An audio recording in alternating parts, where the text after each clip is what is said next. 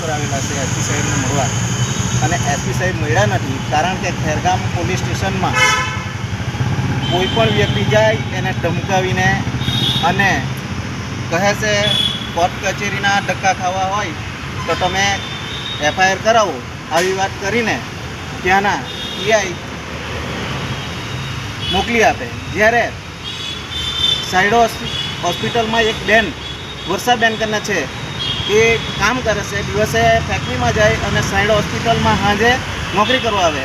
તો ત્યાં તેને વ્યાજખોરોએ માર મારેલો, છતાં ત્યાં એવી ફરિયાદ લખવામાં આવી કે ટપલી મારેલી છે, અને ત્યાં ફરિયાદ લેતા નથી. વિવાદ જય આદિવાસી.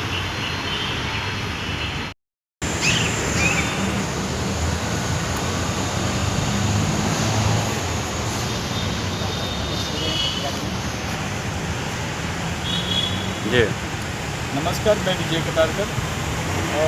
લગભગ 14 ફેબ્રુઆરીના દિવસે પલક નામની દીકરી કોલેજમાંથી ઘરે આવે છે અને એ જ રાત્રિ દરમિયાન એ છે તો સુસાઇડ કરી લે છે.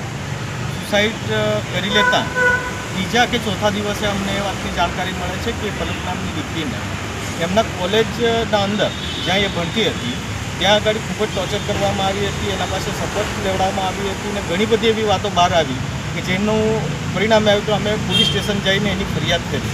તો પોલીસ સ્ટેશનના અંદર ફરિયાદ કર્યા બાદ લગભગ 1 મહિનો થવા આવ્યો છે. આજે જસ્ટ અડધો કલાક પહેલાં એ આરટીઆઈ કરી હતી, એનો જવાબ પણ આવ્યો છે કે તપાસ ચાલુ છે. તપાસ ચાલુ છે એ જણાવી અને તમને જવાબ આપવામાં આવશે નહીં, આવું પહેલાંમાં પણ જણાવવામાં આવ્યું છે.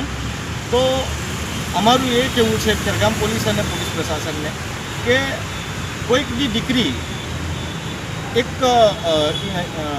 કોલેજના ત્રાસથી, કોલેજના લોકોના ત્રાસથી જો સુસાઇડ કરી જતી હોય તો શું ફરિયાદ લેવા માટે એટલો સમય લાગે ખરો? 1 મહિનો 1 મહિનો લાગી ગયો છે. અમે વારે ઘડી ત્યાં તપાસ કરતાં અમને એ જ જાણવા મળ્યું છે તપાસ ચાલુ છે. એટલા માટે અમારે આની ફરિયાદ એસપી સાહેબને કરવા માટે અમે અહીંયા નવસારી સુધી આવ્યા છીએ. સમાજના તમામ આગેવાનો અહીંયા આવ્યા છે અને એમની ફરિયાદ અમે આપી ચૂક્યા છે.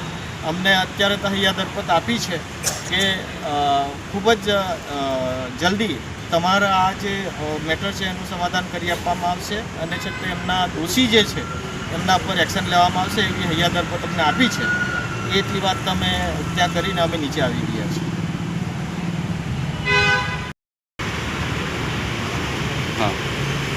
બીજું ખાસ વાત એક કરવા જેવી છે કે ખેરગામ પોલીસ સ્ટેશનના બેવડા નીતિ નિયમો અહીંયા ઉજાગર થયા છે.